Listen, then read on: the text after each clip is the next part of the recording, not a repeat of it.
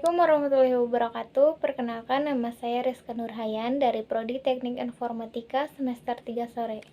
Setiap komponen komputer yang saling terhubung. Secara sederhana, struktur komputer bisa digambarkan dalam diagram pada gambar yang sudah.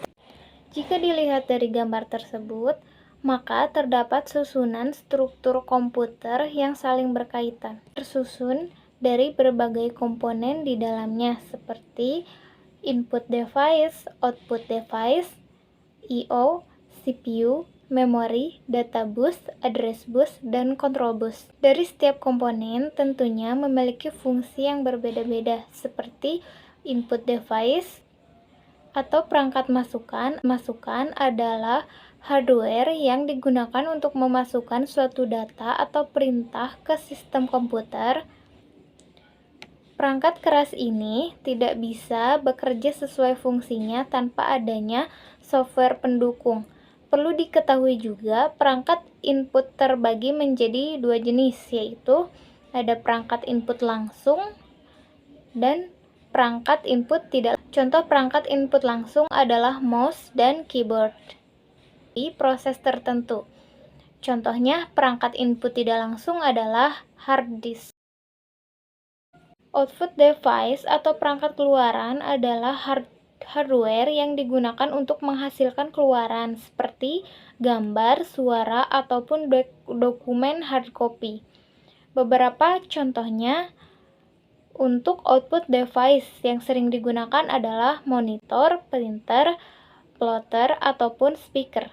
Printer merupakan sebuah perangkat output device yang digunakan untuk mencetak dokumen, sedangkan dokumen hard copy tersebut merupakan output yang dihasilkan oleh printer. Berikutnya adalah komponen I/O port.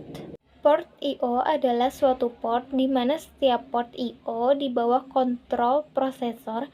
Jadi, mudahnya port ini adalah port yang sering digunakan untuk memasang perangkat tambahan seperti flash disk. Dan adapun macam-macam port I/O adalah port paralel, port serial, port PS2, port USB, port VGA, dan port audio. Berikutnya ada komponen CPU atau Control Processing Unit, adalah perangkat keras atau hardware yang berfungsi sebagai pemroses data utama pada suatu komputer. CPU juga bisa diartikan sebagai hardware yang berfungsi menerima dan melaksanakan perintah dan data dari perangkat lunak atau software. CPU juga bisa disebut dengan otak komputer karena perangkat ini mengatur seluruh aktivitas serta jalannya program dan aplikasi di dalamnya. Tanpa adanya CPU, maka komputer tidak akan bisa berfungsi sebagaimana mestinya. Berikutnya adalah memori. Memori adalah perangkat keras komputer yang berfungsi untuk menyimpan data atau informasi pada komputer yang bersifat sementara ataupun permanen.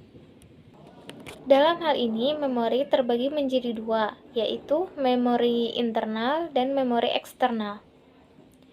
Memori internal adalah memori yang utama yang dapat diakses langsung oleh prosesor, karena data yang disimpan pada memori bersifat variable atau sementara.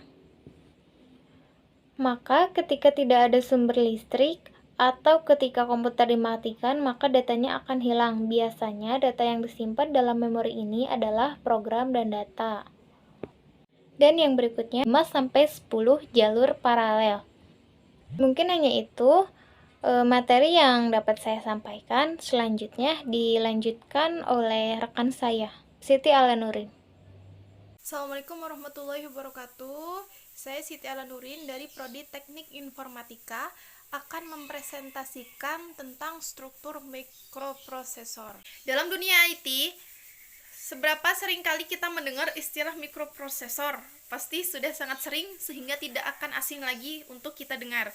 Nama benda ini dikenalkan kepada seluruh umat di dunia oleh Intel Corp sekitar tahun 1971 yang jenis utamanya bernama mikroprosesor Intel 4004 dan berarsitektur 4 bit kala itu. Mikroprosesor ialah suatu IC yang mempunyai kepanjangan dari Integrated Circuit.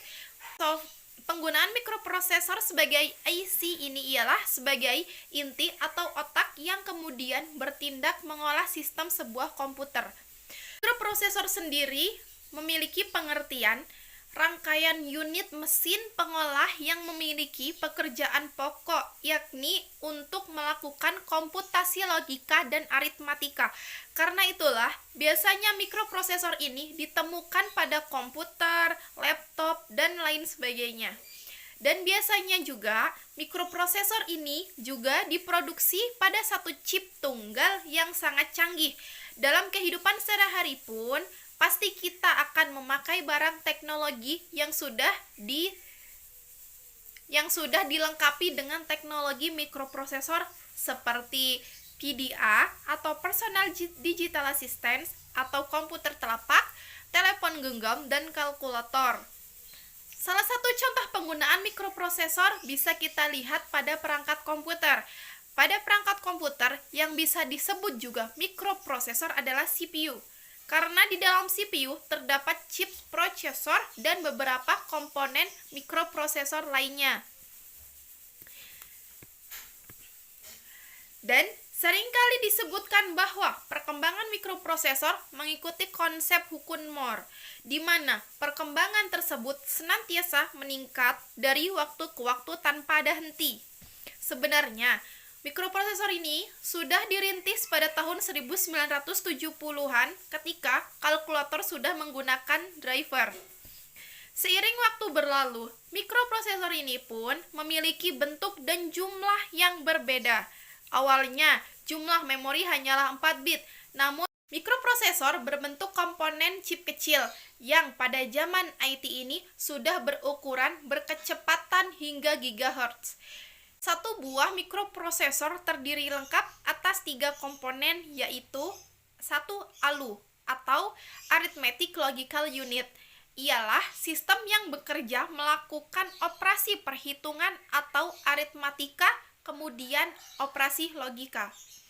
Yang kedua adalah Register Unit. Ialah sebuah memori sebagai lokasi penyimpanan data sekaligus lokasi untuk menyimpan hasil operasi. Yang ketiga adalah Control Unit.